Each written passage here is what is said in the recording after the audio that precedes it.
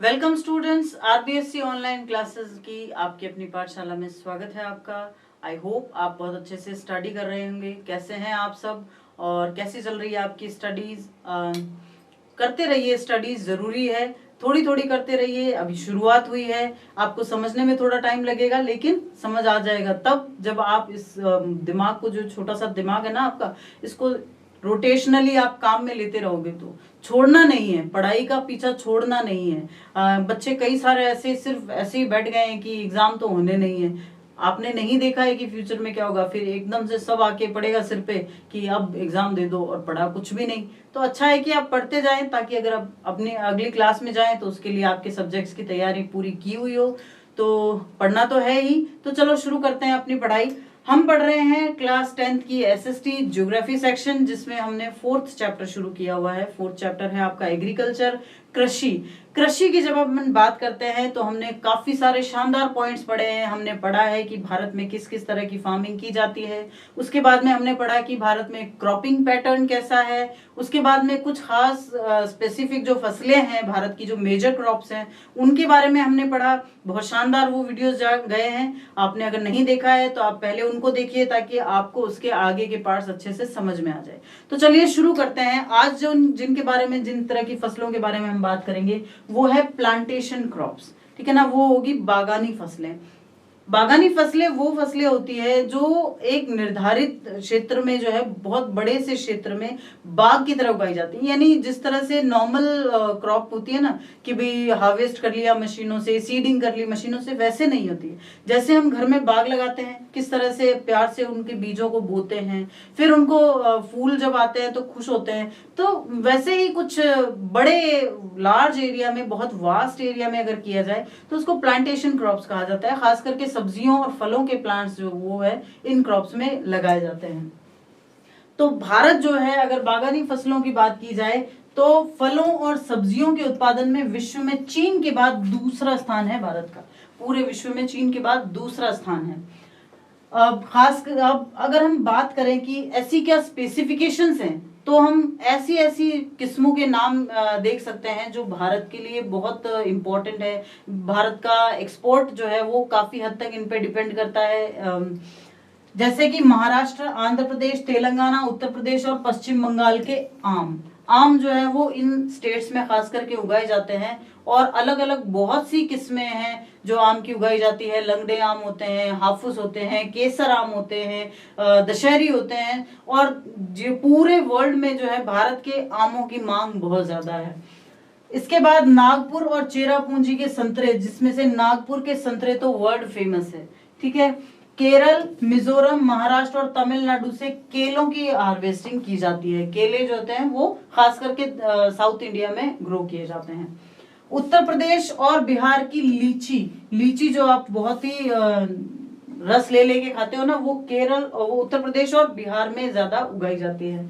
मेघालय के अनानास, मेघालय के अनानास बहुत फेमस है पूरे वर्ल्ड में। जो मेघालय में जो किस्म उगाई जाती है, it is called as the most prominent species of the whole world.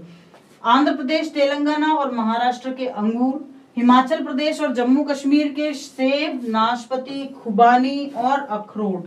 ये तो आप सभी जानते हो कि सेब जैसे हिमाचल प्रदेश और जम्मू कश्मीर के होते हैं, वैसे तो और कहीं नहीं मिलते। मटर, फूल गोभी, प्याज, बंद गोभी, टमाटर, बैंगन और आलू, इन उत्पादन में भी भारत का प्रमुख स्थान है। हालांकि आलू जो है वो भारत की फसल नहीं है, ओरिजिनेट जो है वो भारत में नहीं हुआ, लेकिन फिर भी विश्व के कुल उत्पादन का एक बड़ा हिस्सा जो है भारत कैरी करता है। India is the second largest producer of fruits and vegetables in the world after China. China has the first rank and India has the second one. Mangoes of Maharashtra, Andhra Pradesh, Telangana, Uttar Pradesh and West Bengal are prominent in the world. Oranges from Nagpur and Cherrapunji are also well known for its kind. Bananas from Kerala, Mizoram, Maharashtra and Tamil Nadu. Then lychee of Uttar Pradesh and Bihar, pineapple of Meghalaya, grapes of Andhra Pradesh, Telangana and Maharashtra, apples, pears, apricot, walnuts of Himachal Pradesh and Jammu and Kashmir. यहाँ के जो पहाड़ी इलाकों की ये इस तरह के जो फ्रूट्स होते हैं वो पूरे वर्ल्ड में एक्सपोर्ट किए जाते हैं।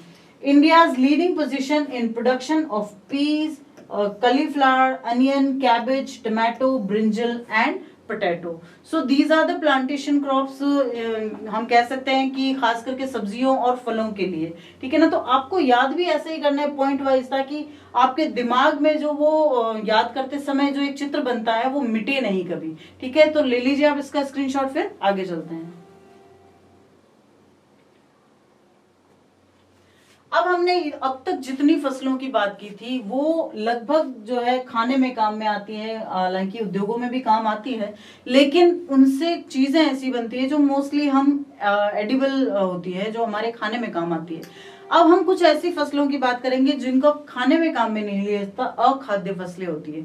और भी कई सारी फसलें उगाई जाती है जो खाने में काम में नहीं आती। तो ऐसी कौन सी फसलें हैं जिनमें सबसे इंपॉर्टेंट या सबसे पहली है रबर, जिनको हम खाने में काम में बिल्कुल नहीं लेते, बट फिर भी हमारे इंडस्ट्रियल जो भी बेसिस है उसमें बहुत इंपॉर्टेंट पार्ट है रबर का। रबर भूमध्य रेखीय क्षेत्र की फसल है, यानी जो इक्वेटर है, जो अभी हमने बात की थी पिछले वीडियो में, जब हमने देखा था कि इक्वेटर होता है, उसके बाद में कैंसर और लाइंस वगैरह होती है, और इनके बीच में ट्रॉपिकल एरियाज होते हैं। तो इस ट्रॉपिकल एरिया और खास करके इक्वेटर के आसपास के एरियाज की एक प्रोमिनेंट क्रॉप है, एक बहुत ही इंपॉर्टेंट फसल है, वो है रबर। रबर वहां होता है जहां 200 सेंटीमीटर से ज्यादा वर्षा होती है, और यही वजह है कि भारत के जो भी कोस्टल एरियाज हैं, ये जो भारत का पेनिनसुलर एरिया है, जो प्रायद्वीपीय हिस्सा है, इसमें ये जो कोस्टल है, ये जो तटीय इलाका है, यहाँ पर रबर की खेती बहुतायत में की जाती है। क्यों? क्योंकि दोनों तरफ के जो मानसून आते हैं वो जैसे ही तट से टकराएंगे बहुत बारिश करेंगे, तो ऐसे में यहाँ पर बारिश पूरे साल बहुत अच्छी होती है। तो 200, हमने देखा कि 200 सेंटीमीटर से ज्यादा की तो वर्षा ही चाहिए होती है। 25 डिग्री सेल्सियस से अधिक तापमान चाहिए होता है, नम और आर्द्र जलवायु चाहिए होती है। कहाँ इसका ज्यादा उत्पादन होता है? केरला में, तमिलनाडु में, कर्नाटक, मेघालय की गारो पहाड़ियों में, गारो खासी जो पहाड़ियां हैं, जिसमें से गारो पहाड़ियां जो है वो मेघालय में पाई जाती है, और अंडमान निकोबार द्वीप समूह में भी। इसका उपयोग उद्योगों में कच्चे माल के तौर पर ज्यादा किया जाता है। Rubber is an equatorial regional crop है। More than 200 centimetres of rainfall is required for this crop, then temperature should be about 25 degree Celsius. Moist and humid climate is also required for this crop. Production in Kerala, Tamil Nadu, Karnataka, on the Garo hills of Meghalaya and Andaman and Nicobar Islands. And it is mostly used for the industries. जो हम देखते हैं कि plastic, देखिए plastic और rubber दोनों बिल्कुल अलग अलग चीजें होती है, ठीक है ना। तो जो नेचुरल रबर होता है उसकी भी कई चीजों के लिए डिमांड होती है, तो वहां पर इसका उपयोग जो है कच्चे माल के रूप में किया जाता है। रबर के बाद अब हम बात करते हैं फिबोरस क्रॉप्स की, जो रेशेदार फसलें होती है। रेशेदार फसलें क्या होती है? देखिए कपड़े बनाने में या और भी बहुत सी चीजों के लिए रेशेदार फसलों को हम काम में लेते हैं, तो इनको हम रेशेदार भी कहते हैं, फिबोरस भी कहते हैं। ये फसलें ऐसी होती है जिनके फ्रूट्स जो होते हैं, देखो हम जो फ्रूट्स खाते हैं, आप देखिए जैसे आप नारियल खाते हैं, नारियल के जो ऊपर का हिस्सा होता है उसमें किस तरह से तंतु होते हैं, बिल्कुल जो सूखे हुए नारियल में होते हैं, तो उनको रेशा कहा जाता है। ठीक वैसे ही जैसे कॉटन होता है, कॉटन में क्या होता है, कॉटन को आप लंबा खींच सकते हो, उसके एक धागा बना सकते हो। तो ऐसी फसलें जिनके फ्रूट्स में से जो भी उत्पादन हमें मिले उससे हम धागा बना सकें, उनको हम फिबोरस क्रॉप्स या रेशेदार फसलें कहते हैं। रेशेदार फसलों में सबसे पहले हम बात करेंगे रेशम की। वैसे रेशेदार फसलें होती है कपास, जूट, सन और प्राकृतिक रेशम, जिसमें से रेशम की बात हम सबसे पहले करते हैं। रेशम के जो कीड़े होते हैं वो कोकून, कीड़े का जो कोकून होता है उससे ये प्राप्त किया जाता है, कीड़े से नहीं मिलता। कीड़े से पहले की जो स्थिति होती है, कोकून जिसको कहते हैं, जो कीड़ा होता है, वो कीड़ा जो बन जाता है पूरा, उससे पहले की स्थिति जिसमें ये एक खोल में लिपटा होता है, उस खोल से ये रेशम प्राप्त किया जाता है। ये कीड़े शहतूत के पेड़ की हरी पत्तियों पर पलते हैं, और रेशम उत्पादन के लिए इन जो कीड़ों को पाला जाता है, इस पालन को सेरीकल्चर कहा जाता है। These fibers are obtained from cocoons of silkworm. These insects feed on the green leaves of the mulberry tree. The rearing of these insects for silk production is called sericulture. अब जो sericulture है वो होता क्या है? देखिए ये mulberry seeds हैं, ये मलबेरी लीव्स हैं, शहतूत के जो पेड़ होते हैं उनकी जो पत्तियां हैं, हरी पत्तियां खासकर, और ये इस तरह का होता है रेशम का कीड़ा। रेशम का कीड़ा जो है वो, ये कीड़ा या पूरा ग्रो करने से पहले कुछ इस तरह का होता है, ठीक है ना। तो ये जो इस तरह से इसकी शेप होती है, इसको कहा जाता है कोकून, ठीक है ना, इसको कहा जाता है कोकून। और इसी कोकून से रेशम प्राप्त किया जाता है। इस कोकून को जो है उबाला जाता है, जिससे अंदर का कीड़ा खत्म हो जाता है और ऊपर का जो फाइबर है वो फाइबर हमें मिल जाता है, और उसी फाइबर को बाद में फैक्ट्रीज में ले जाके और रेशम में बदल दिया जाता है। लेकिन ये इसको सेरीकल्चर, इसको पूरा एक कल्चर ही कह दिया गया है। ऐसा क्यों है? सेरीकल्चर इसको इसलिए कहा गया है कि सिर्फ इससे रेशम प्राप्त नहीं होता, इससे हमें न्यूट्रिशनल जो वैल्यूज हैं वो प्राप्त होती हैं। क्योंकि अगर रेशम के जो कीड़े जहां रहते हैं, यानी शहतूत के जो पेड़ हैं उसके आसपास जहां रहते हैं, तो उस बायो जो भी डिग्रेडेबल जो भी चीज बची है ह्यूमस जैसी, उसको अगर वहां दिया जाए तो उस शहतूत में लगने वाले जो फल होते हैं वो बहुत ही न्यूट्रिशनल वैल्यू वाले होते हैं। अच्छा, इनसे जो इस तरह से डिग्रेड कर दी जाती है पत्तियां, उनको फर्टिलाइजर्स के रूप में काम में लिया जाता है। साथ में हम ये भी जानते हैं कि जिस तरह केचुए की खाद बनती है उस तरह से रेशम के कीड़ों की भी खाद बनती है। ये बायोमटेरियल्स होते हैं, क्योंकि हमने इससे जो फाइबर प्राप्त किया है वो पूरी तरह से नेचुरल है। बायोफ्यूल्स हमें इससे मिल सकता है। एनिमल फीड यानी कि चारे के रूप में इसको काम में लिया जा सकता है। Biomedical we can use it for that. And textile तो है ही, कपड़े तो बन ही रहे हैं रेशम के। तो यानी sericulture is wholesome and industry, पूरी की पूरी इंडस्ट्री, पूरी का पूरा उद्योग है अगर हम बात करें सेरीकल्चर की। और सेरीकल्चर क्या होता है? रेशम के कीड़ों को पालना, उनसे कोकून प्राप्त करना, कोकून से सिल्क प्राप्त करना, ये सब चीजें, ये सब जो पूरा प्रोसेस है उसको सेरीकल्चर कहा जाता है। एक बहुत अच्छा क्वेश्चन बनता है, तो आपको ये चीजें ध्यान में रखनी है कि सेरीकल्चर जो होता है वो रेशम के कीड़ों का पालन और उसके बाद में उनसे रेशम प्राप्त करना और भी बहुत से जो उत्पाद है वो प्राप्त करना सेरीकल्चर कहलाता है। रेशम के बाद अब हम बात करेंगे कॉटन की। Cotton is the most prominent fibrous crop of India. Bharat की सबसे ज्यादा इंपॉर्टेंट जो, जिसको हम कह सकते हैं रेशेदार फसल, वो है कॉटन। भारत कपास के पौधे का उत्पत्ति स्थल माना जाता है। ये एक ऐसी फसल है जिसका ओरिजिनेशन जो है वो भी भारत में ही हुआ है। ये शुरुआत जो इस पौधे की हुई, ऐसा नहीं है कि और कहीं उगा नहीं था, लेकिन पहचाना गया सबसे पहले भारत में ही इसको पहचाना गया। कपास सूती वस्त्र उद्योग के लिए मुख्य कच्चा माल है। कपास उत्पादन में भारत का विश्व में चीन के बाद दूसरा स्थान है। The first place is ranked by China and the second is by India. इसके लिए उपयुक्त परिस्थितियां क्या होती है? एक तो ये ध्यान में रखना इंपॉर्टेंट, सबसे ज्यादा इंपॉर्टेंट, और शायद आपके क्वेश्चंस भी आए हुए हैं कि काली मिट्टी जो है वो कपास के लिए सबसे ज्यादा उपयुक्त होती है। चाहे इसको कपास की मिट्टी भी कहा जाता है, कई बार कॉटन सॉइल भी कहा जाता है। काली मिट्टी कपास के लिए इतनी ज्यादा उपयुक्त होती है कि काली मिट्टी को कॉटन सॉइल कहा जाता है, ठीक है। उच्च तापमान बहुत ज्यादा ऊंचा होना चाहिए। हल्की वर्षा होती रहनी चाहिए। ऐसा इसलिए होता है क्योंकि अगर हल्की वर्षा नहीं होगी ना तो इनके फाइबर्स जो होते हैं, कॉटन के जो भी बीज जो भी फल निकलते हैं उनमें से जो फाइबर निकलते हैं वो फाइबर जो है वो टूट जाते हैं, बहुत छोटे फाइबर वाले हो जाते हैं। लगातार सिंचाई इसको चाहिए होती है ताकि ह्यूमिडिटी बनी रहे। 210 पाला रहित दिन, यानी कम से कम 210 दिन साल के ऐसे निकलने चाहिए लगातार जब पाला ना पड़े। पाला पड़ने का मतलब होता है सर्दी ना पड़े या इतनी सर्दी ना पड़े कि बर्फबारी हो जाए, मतलब ऐसा कुछ नहीं होना चाहिए कि बर्फबारी जैसा नहीं हो। तो ऐसे 210 लगातार दिन चाहिए होते हैं, तब कहीं जाके कॉटन की जो सीड्स हैं वो फ्रूट्स ग्रो करते हैं और उनके अंदर से फाइबर ऑब्टेन किए जा सकते हैं। पकने के लिए, जब ये पक रहे होते हैं उस समय इनको खिली धूप चाहिए होती है। और ये खरीफ की फसल है, लेकिन पककर तैयार होने में इसे 6 से 8 महीने लग जाते हैं। है ये खरीफ की फसल, खरीफ का जो है टाइम 4 से 5 महीने का माना गया है, लेकिन ये एकमात्र ऐसी फसल है खरीफ की जिसको पककर तैयार होने में 6 से 8 महीने लग जाते हैं। इसके मुख्य उत्पादक राज्य हैं महाराष्ट्र, गुजरात, मध्य प्रदेश, कर्नाटक, तमिलनाडु, आंध्र प्रदेश, तेलंगाना, पंजाब, हरियाणा और उत्तर प्रदेश। राजस्थान में भी कई इलाकों में कॉटन बोया जाता है, लेकिन अभी भी उसका हिस्सा जो है ओवरऑल पूरी कंट्री में बहुत कम है। India is considered to be the origin of the cotton plant.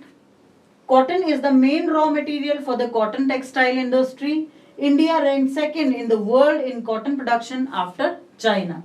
Suitable conditions to grow cotton are first black soil. It is the important thing you always learn about कि cotton जो है वो हमेशा ही काली मिट्टी या ब्लैक सॉइल के क्षेत्र में उगाया जाता है. High temperature is required, light rain all the time is required, frequent irrigation is required, and 210 frost free days are essential when we grow cotton. जब कॉटन उगाया जाता है तो 210 to 210 continuous days needs for growing cotton seeds.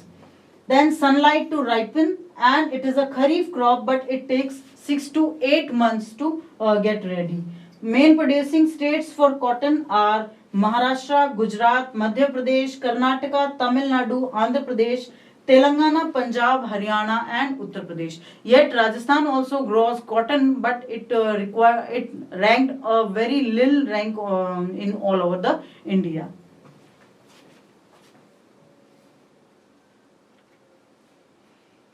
जब हम बात crops की कर रहे हैं, let's talk about the last crop which is jute.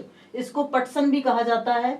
Jute जो है ये भी एक फिबोरस क्रॉप है और जूट का उपयोग जो है वो बोरियां बनाने, गलीचे बनाने, कारपेट्स बनाने में किया जाता है. जूट को सुनहरा रेशा भी कहा जाता है. कुछ चीजें जैसे मैं बार बार कहती हूँ कि कुछ एक फैक्ट होते हैं, कई बार हम उनको डिनाई कर जाते हैं, हम उनको इग्नोर कर जाते हैं. ऐसा नहीं करना है. कई बार छोटे छोटे जो फैक्ट है ना उनसे बड़े शानदार क्वेश्चन बनते हैं, तो आपको ये चीजें ध्यान में रखनी है. एक झटके से क्वेश्चन दे दिया कि सुनहरा रेशा किसको कहा जाता है, तो जूट या पटसन को कहा जाता है. इसके लिए उपयुक्त परिस्थितियां नई जलोढ़ मिट्टी. हमने पिछले कुछ जब हम फसलों की बात कर रहे थे तो हमने पुरानी जलोढ़ मिट्टी की बात की थी. अब इसके लिए चाहिए नई जलोढ़ मिट्टी, जिसको हम क्या कहते हैं, जिसको हम कहते हैं खादर. ठीक है ना, खादर कहा जाता है नई जलोढ़ मिट्टी को, और पुरानी जलोढ़ मिट्टी को बांगर कहा जाता है. जब हमने एल्यूवियल सॉइल्स पढ़ी थी ना, तो आपको ये चीजें याद में रखनी है. उच्च तापमान चाहिए होता है जब जूट की खेती की जाती है, और जमीन बहुत उपजाऊ चाहिए होती है, और इसीलिए यही वजह है कि जूट की खेती ज्यादातर भारत के ऐसे एरियाज में की जाती है जहां डेल्टाज होते हैं, especially in Paschim Bangal and Bihar, और ये इस तरफ के जो उड़ीसा, इस तरफ के जो इलाके हैं, यहाँ पर पटसन या जूट की खेती ज्यादा की जाती है. पश्चिम बंगाल, बिहार, असम, उड़ीसा और मेघालय इसके सबसे ज्यादा मुख्य उत्पादक राज्य हैं. अब काम क्या आता है, ये बोरियां बनाने में, चटाई बनाने में काम में आता है. चटाइयां बनाने में इसको काम में लिया जाता है. रस्सियां बनाने में काम में लिया जाता है. तंतु और धागे बनाने में काम में लिया जाता है. गलीचे और बाकी और भी बहुत सारी दस्तकारी की जो हैंडीक्राफ्ट की जो चीजें होती है उनको बनाने में जूट को काम में लिया जाता है. It is also called as golden fiber. You have to learn this thing. Suitable conditions to grow jutes are new alluvial soil, which is as known as bangar also. High temperature is required and fertile land is required. That's why all the crop of jute is grown, especially in the delta areas of West Bengal and Orissa and Bihar. Producing states are West Bengal, Bihar, Assam, Orissa and Meghalaya. Usage of these crops are to make sacks, sorting, ropes, fibers and threads, rugs and other handicraft articles. तो ये थी भारत की कुछ फसलें जिनके बारे में हमने जाना कि एक तो उनके लिए स्पेसिफिक कंडीशंस क्या होती है, वो हमारे क्या काम आती है, और फिर उनसे किस किस इंडस्ट्रीज जो है वो उन पर डिपेंड कर रही है. तो हमने लगभग भारत की सभी तरह की फसलों के बारे में देखा. इसके बाद आने वाले वीडियोस में हम बात करेंगे जो आपके कुछ और स्पेसिफिक टॉपिक्स दिए हुए हैं, खासकर लैंड डिग्रेडेशन के दिए हुए हैं, भूदान से संबंधित दिया हुआ है. तो क्या है वो सब चीजें, वो हम अगले वीडियोस में देखेंगे. आज के वीडियो में इतना ही. आपको पढ़ते रहना है साथ साथ, ताकि आप साथ साथ ही उसको गुनते रहो. देखो बड़े बुजुर्ग जो है ना वो कहते हैं एक बात, क्या कहते हैं, जो नॉर्मल भाषा में कहते हैं कि पढ़े पर गुने नहीं तो कोई फायदा नहीं. सिर्फ एक बार में फटाफट में पढ़ते गए लेकिन उस चीज को याद नहीं किया, समझा नहीं, तो कोई फायदा नहीं है. तो इसीलिए आपको पढ़ना है और साथ साथ में थोड़ा थोड़ा करके पढ़ना है, लेकिन उसको समझ के पढ़ना है. तो पढ़ते रहिए, समझते रहिए और आगे बढ़ते रहिए हमारे साथ. Thank you.